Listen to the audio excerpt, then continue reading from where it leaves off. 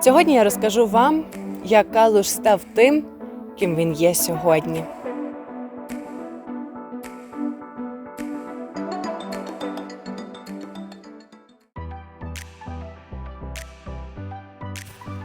Калуш бере свій початок ще у далекому середньовіччі. У письмових джерелах він вперше згадується 1437 роком, як невелике поселення на землях, де здавна добували сіль. Саме сіль стала тим багатством, яке визначило долю міста. Тут, на перехресті торгових шляхів, виростали перші дерев'яні хати, церкви та ремісничі майстерні. Калуш швидко перетворювався на осередок життя та торгівлю. Сюди приїжджали купці, селяни з навколишніх сіл, а пізніше навіть королівські урядники. Місто розвивалось поруч із замком, а у середині 16 століття Калуш отримав магдебурзьке право, тобто самоврядування, що стало важливою віхою в його історії. Сіль, торгівля та свобода самоврядування заклали підвалини Калуша, який із маленького поселення перетворювався на місто із своєю унікальною долею.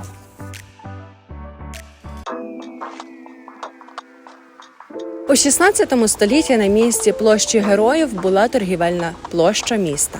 Сюди приїжджали купці, вивішувались королівські укази та збиралася уся молодь, та не тільки молодь, тогочасної громади. Бере своє коріння ще з 15 століття, коли поруч виростав замок і проводилися ярмарки.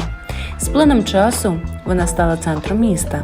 Тут стояла ратуша, а у 19 столітті її називали Ринковою, бо саме тут вирувала торгівля. У радянський період площа носила ім'я вождя пролетаріату. Тут стояв пам'ятник Леніну і дошка пошани. Але улітку 1990 року їх демонтували.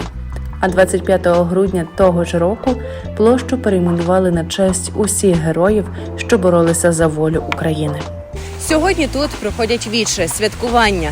Площа є серцем нашого міста.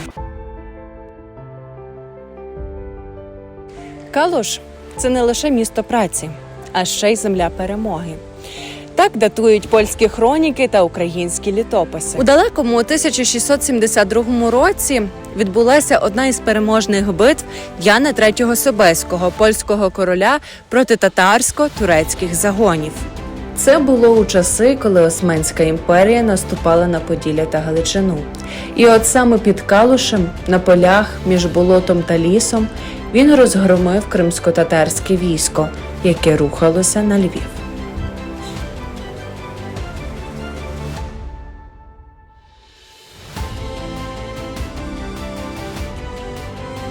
І от саме цей досвід у Карпатах допоможе йому згодом у ще більшій перемозі – розгромів турків під Віднем у 1683 році. Після цієї перемоги Калуш увійшов до військової слави Речі Посполитої, а сам Ян Собеський через рік став королем. Ми пам'ятаємо не тільки імена королів, а про те, що Калуш увійшов до історії великої Європи.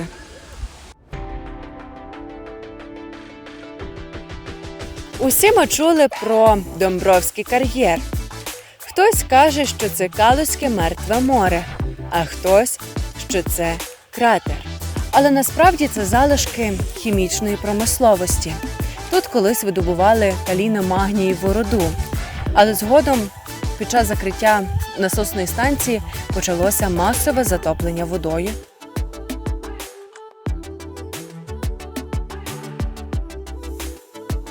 Вода тут неймовірного кольору – бірюзова, фіолетова, іржава. Це результат хімічної реакції з породами, що містять сірку, магній та калій. Але попри небезпеку, Домбровський кар'єр став і символом міста. Сотні фотографів, художників, туристів шукають тут кадри для фільмів, кліпів та мистецтва. Можливо, саме ця суперечність робить Калуш таким справжнім.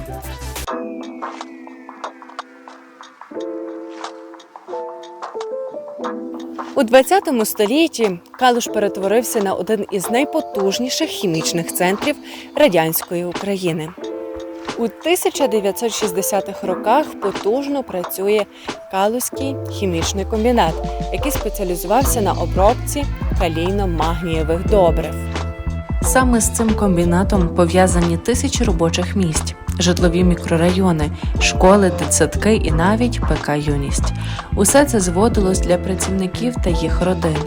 У 1970-80-х роках Калуш називали хімічною столицею Прикарпаття, адже комбінат давав продукцію не лише для України, а й для багатьох країн світу.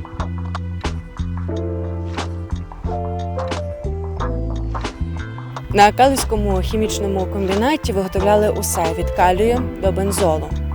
Але екологія страждала. Калуш отримав це все у спадок. Зараз ми очищуємо екологію, досліджуємо її та змінюємось разом із часом.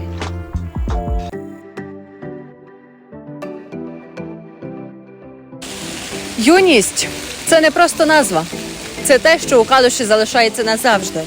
У цьому палаці звучали перші рок-хіти 80-х, проходили перші виставки, проводили дискотеки та просто дивилися кінофільми.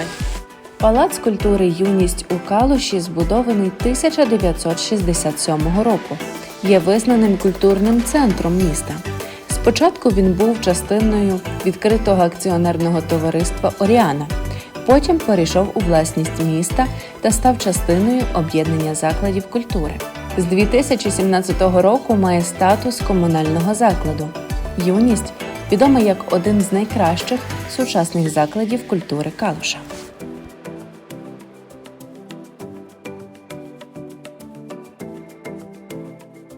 Колись символ радянщини, а зараз простір, де творить молодь, де здобуваються кубки, премії та нагороди.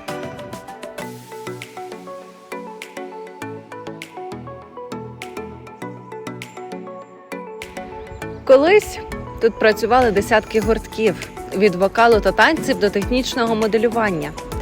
Зараз ПК «Мінерал» переживає нове життя. Тут так само проводять заходи, ремонтують частини залів, а також зберігають дух міста. 31 серпня 1953 року Калузький клуб калійного комбінату відкрив двері для працівників та став улюбленим місцем відпочинку калушан. Його будували шахтарі та хіміки під керівництвом директора Олександра Нівєрова.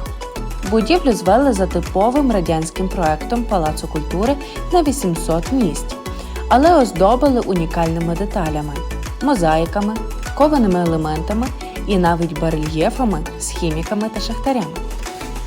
У 60-80-х роках ПК «Мінерал» став центром творчості. Тут працювали театральні студії, хорові та танцювальні колективи.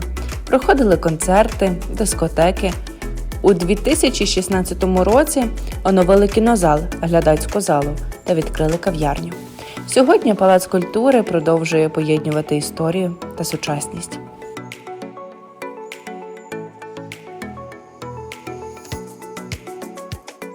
Від початку повномасштабної війни у 2022 році Палац культури «Мінерал» отримав нове важливе призначення. Він став місцем, де громада збирається на церемонії прощання із загиблими героями. Саме тут калушани вшановують військових, які віддали життя за Україну.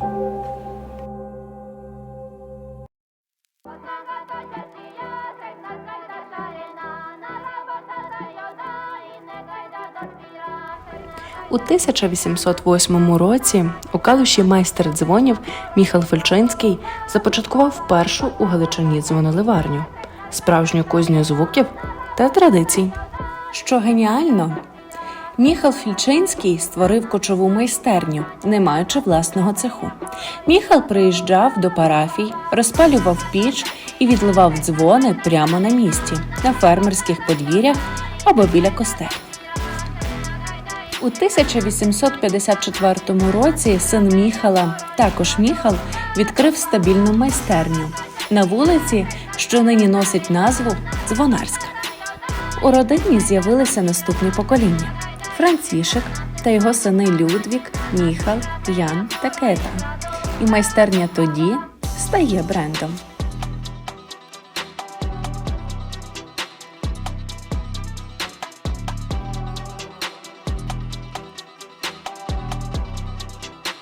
Дзвоноливарня у Калуші працювала до 1939 року та припинила своє існування під час війни. У 1947 році вона переїхала до Польщі.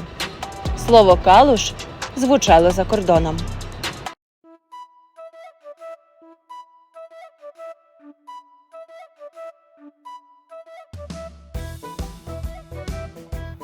– 1549 року Сигизмунд Август надав Калушу магдебурзьке право, а також містяни отримали наказ збудувати фортецю-замок. Достовірною згадкою, де чітко вказується, що у Калуші був замок, це відомості податкового реєстру за 1579 рік.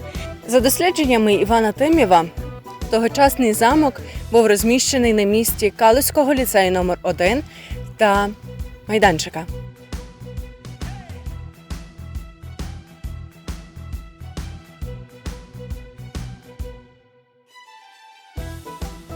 Згідно з люстрацією 1661 року, замок складався з надбрамної вежі, 8 кімнат палацу, комори, стайні та кухні. Його оточували вали та частокіл. Він був типовим старостинським замком, адміністративною та оборонною спорудою, оснащеною гарматами та гаківницями. Калуш – місто з великою історією та розвиненою індустрією. Тут працює бізнес, є класні навчальні заклади, а також заклади культури. Тут активна громада. Місто, що розвивається із часом, а також не забуває про традиції минулого.